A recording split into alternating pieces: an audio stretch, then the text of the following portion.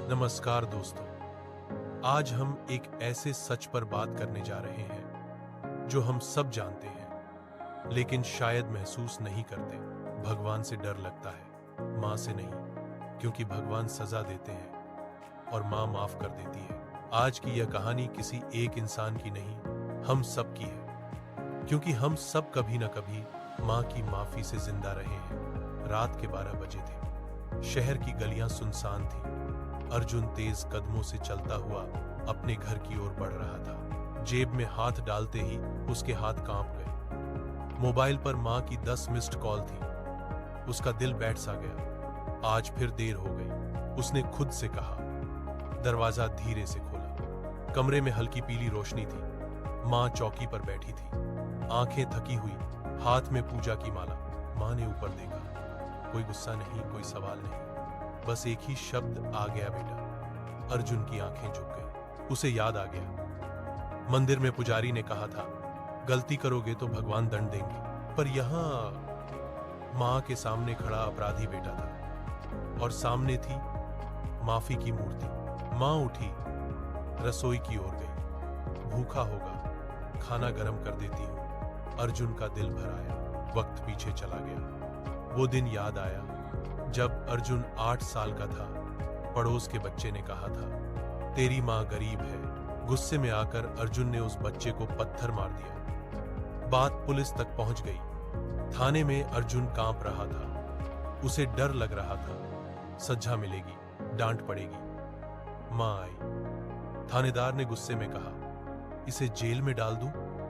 माँ ने सिर झुका लिया, धीरे से बोली, साहब, गलती इसने की है, पर सजा मुझे दे दीजिए। उस दिन अर्जुन ने पहली बार समझा, भगवान सजा टाल सकते हैं पर मां सजा खुद ले लेती है। वक्त फिर आगे बढ़ा। कॉलेज के दिन, नशा, दोस्त, गलत रास्ते। एक दिन अर्जुन ने मां के पैसे चुरा लिए। मां को पता था, पर उन्होंने कुछ नहीं कहा। रात को अर्जुन ने देखा, मां भगवान के सामने बैठी रो रही थी। हे भगवान, इसे सजा मत देना। गलती मेरी ही होगी कि इसे सही रास्ता नहीं दिखा पाई।